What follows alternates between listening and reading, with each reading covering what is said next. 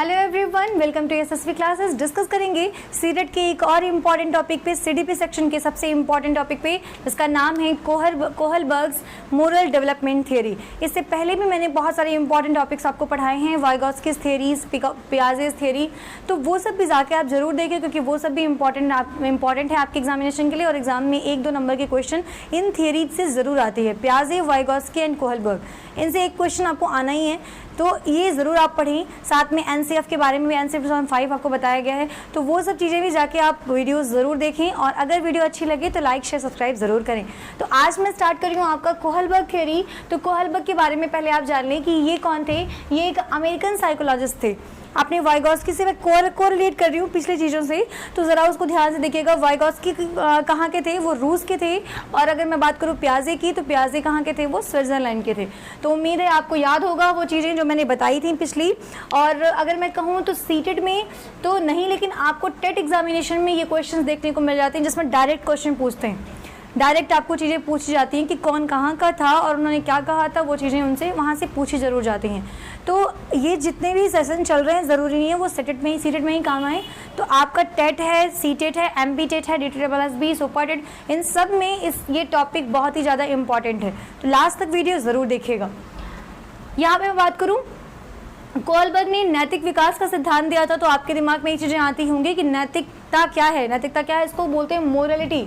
Morality क्या होती है? एक राइट डिसीजन या रॉन्ग डिसीजन, राइट या रॉन्ग में से किसी एक की पहचान का या पहचान करने का गुण, राइट या सही या गलत को पहचान करने का जो गुण होता है, उसे हम कहते हैं मोरलिटी। ठीक है, तो ये आपका हो गया मोरलिटी।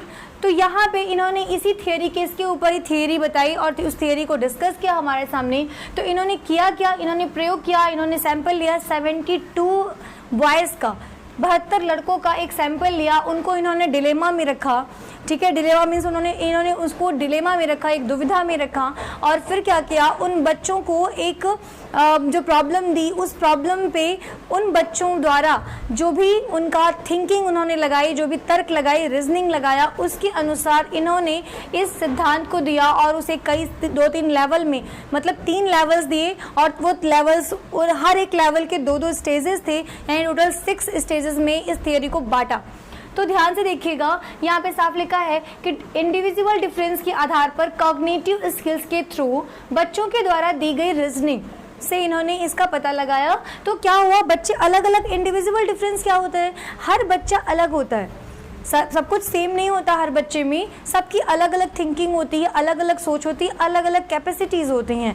तो हर बच्चे के तर्क के अकॉर्डिंग और बच्चा तर्क कहाँ से लेगा? अपने कॉग्निटिव स्किल से, संज्ञानात्मक आपका कौशल से।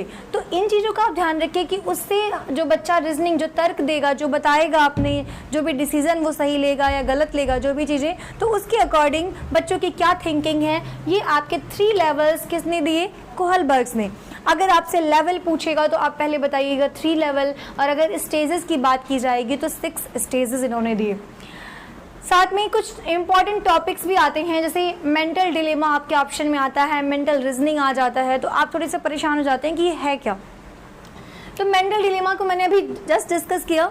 ठीक है, ऐसी स्थिति जब हम ये समझ ही ना पाएँ कि हम क्या करें, ये बातें सही हैं या गलत है, या फिर मुझे क्या करना चाहिए, तो उस कंडीशन को, उस स्थिति को हम बोलते हैं मेंटल डिलेमा। यहाँ पे है mental moral reasoning. Moral reasoning क्या है? डिसीजन लेने में शामिल प्रक्रिया। अगर आपने कोई डिसीजन ले लिया कि हाँ मुझे ये करना है, आपको नहीं पता वो सही है गलत, लेकिन आपने वो डिसीजन ले लिया, वो प्रक्रिया, वो प्रोसेस, वो क्या कहलाएगी? That process is called moral reasoning. उसे हम कहेंगे मोरल रीजनिंग। तो ये बातें भी हो गई। साथ में इनसे रिलेटेड एक स्टोरी भी आती है, हिंज स्टोरी भी आएगी, जिसको मैं डिस्कस करूंगी आपके सामने, ताकि ये चीज़ें बहुत ही अच्छे से क्लियर हो सकें। और ये बहुत ही ज़्यादा, ये जो स्टोरी है ये भी बहुत फेमस स्टोरी है, तो आप ज़रूर ध्यान दें। यहाँ पे क्या था कि एक हिंज नाम का व्यक्ति है, उसके साथ क्या हो रहा है? उस हिंज नामक व्यक्ति की वाइफ जो है, ये जो व्यक्ति है इसकी वाइफ है, वो वाइफ क्या है इसकी? वो हॉस्पिटल में है। ठीक है, उसकी वाइफ हॉस्पिटल में है और वो उसकी कंडीशन ऐसी है कि उसकी डेथ हो सकती है अगर वो उसे एक मेडिसिन है जो केमिस्ट के पास है, और वो जो केमिस्ट है वो बहुत ही महंगी कीमत पे उसे दे रहा है, जो कि हिंज के पास वो पैसा नहीं है। हिंज को अपनी वाइफ को भी बचाना है, ध्यान से समझिएगा, हिंज को अपनी वाइफ को भी बचाना है जो कि अब डेथ वाली कंडीशन में पहुंच गई। अगर उसे वो मेडिसिन नहीं मिली तो उसकी डेथ हो जाएगी, और ये जो केमिस्ट है वो उससे बहुत ही ज़्यादा पैसा मांग रहा है, जो कि हिंज के पास वो पैसा नहीं है। इस कंडीशन में हिंज क्या करेगा? तो हिंज को या तो चोरी करनी पड़ेगी, वो सामान जाके वो दवा लेनी पड़ेगी, क्योंकि उस कंडीशन में या तो उसकी वाइफ की लाइफ उसके लिए क्या है इम्पॉर्टेंट होगी, या फिर अगर वो ये सोचेगा कि पुलिस मुझे क्या करेगी, सजा देगी। तो दोनों में से अब यहाँ पे क्या हुआ, जो मैंने अभी जस्ट समझाया, मेंटल डिलेमा। अब वो डिलेमा में है कि मुझे क्या करना है, मैं पुलिस से अपनी जान बचाऊं, पुलिस मुझे ना सजा दे, इसका मैं काम करूं, ना चोरी करूं, और अगर मैं चोरी नहीं करूंगा तो मेरी वाइफ की डेथ हो जाएगी। तो दोनों कंडीशन में तो ये मेंटल डिलेमा हो गई उसकी। अगर मैं रीजनिंग की बात करूं तो जब वो सोच लेता है कि बस करो मुझे अपनी वाइफ को बचाना है, तो वो क्या कर लेता है, वो सोच ले रहा है ना, वो सोच ले रहा है कि हाँ मुझे ये चीज़ करनी है, तो निर्णय उसने ले लिया। तो उस प्रोसेस को हम क्या कहेंगे, मेंटल रीजनिंग। अब अगर बात करें जो उनके 3 लेवल्स थे कोहलबर्ग के, तो उस लेवल की बात करते हैं तो फर्स्ट लेवल जो आपका है उसका नाम है प्री कन्वेंशनल लेवल। इसको हम बोलते हैं प्री कन्वेंशनल लेवल।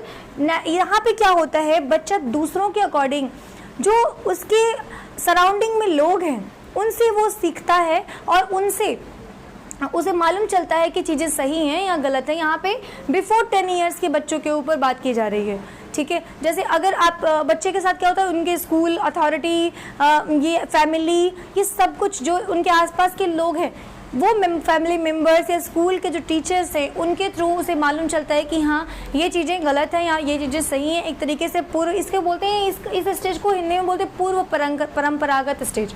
तो पूर्व परंपरागत लेवल है, ये स्तर है। तो इसमें क्या होता है, बच्चे को जो समझाया जाता है बच्चा उसी को नियम मान लेता है कि हाँ यही नियम है, यही बताया जा रहा है। जो आप उसे गलत सिखाएंगे तो उसके लिए वही नियम है, आप सही बताएंगे तो उसके लिए वही नियम है। तो यहाँ पे वो कंडीशन होती है। यहाँ पे प्राइमरी स्टेज के बच्चे की बात की जाती है, प्राइमरी स्टेज चाइल्ड की बात की जाती है, ठीक है।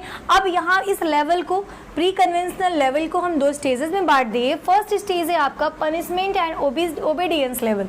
इसमें बच्चे के अंदर ये चीज़ें हैं। पनिशमेंट एंड ओबीडियंस में क्या है, बच्चे के साथ ये है कि वो जो हिंज ने चोरी की, तो उस समय वो क्या सोचेगा, उस समय वो सोचेगा कि ये चोरी किया है तो इसे सज़ा मिलेगी, उसे डर रहेगा। यहाँ पे बच्चा क्या करता है, यहाँ बच्चा ये सोच के काम करेगा कि अगर मैं ये काम नहीं करूँगा, ठीक है, तो मुझे सज़ा मिलेगी। तो सज़ा से बचने के लिए आज्ञा पालन करने की पूरी कोशिश करेगा, अगर उसको पनिशमेंट से बचना है तो, ठीक है। तो वो इसलिए करेगा, उसके दिमाग में ये चीज़ें रहेंगी कि हमें ज़्यादा डांटा जा रहा है, इसका मतलब हमने बहुत बड़ी गलती की है, या हमें थोड़ा सा डांट मिला और उसके बाद कुछ नहीं है, तो वो समझ जाएगा कि बस करो हमारी गलती नहीं है या बहुत कम गलती है हमारी, इसलिए थोड़ी बहुत डांट मिल जा रही है, ठीक है। या फिर अगर कह लें कि अगर कोई बच्चा कुछ गलत कर रहा है और उसको सराहना मिल जा रही है कि आपने बहुत अच्छा किया, चलो कोई बात नहीं, तो उस बच्चे के अंदर ये चीज़ें आती हैं कि ठीक है हमने अच्छा काम किया, हमने कुछ बुरा नहीं किया, क्योंकि हमें तो सराहना मिल रही है और सब लोग कह रहे हैं कि बहुत अच्छा है, इसका मतलब हमने काम अच्छा किया है, ठीक है।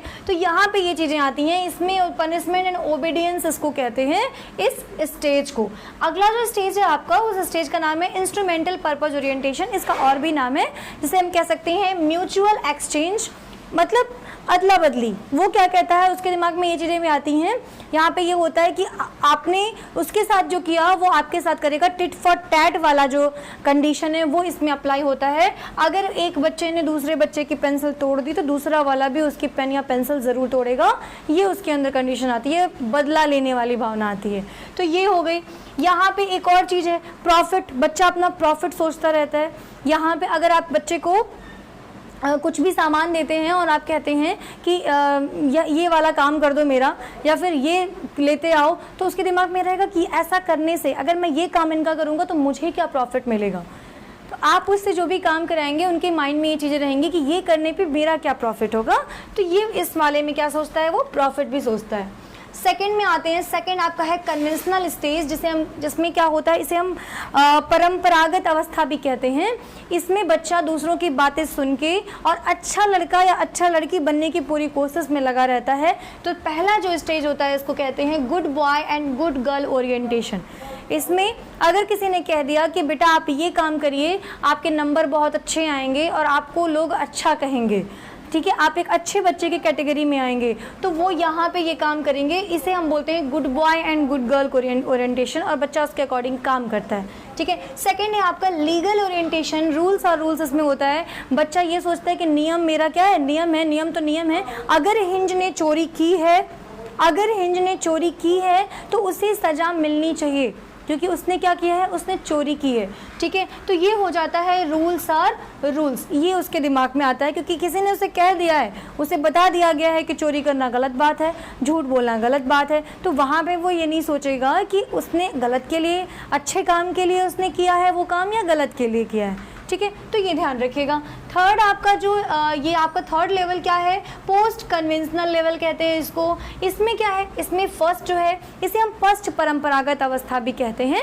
तो इसमें क्या है, इसमें बच्चा, इसमें जो स्थिति आती है कि वो क्या करता है, सोशल कॉन्ट्रैक्ट ओरिएंटेशन ये होता है। यहाँ पे बच्चे के अंदर ये चीज़ें आ जाती हैं कि रूल्स को चेंज होना चाहिए स्थिति के अकॉर्डिंग, सिचुएशन देखने के अकॉर्डिंग। जैसे हिंज ने जो चोरी की वो किसी की लाइफ बचाने के लिए की, अपनी वाइफ की लाइफ बचाने के लिए की।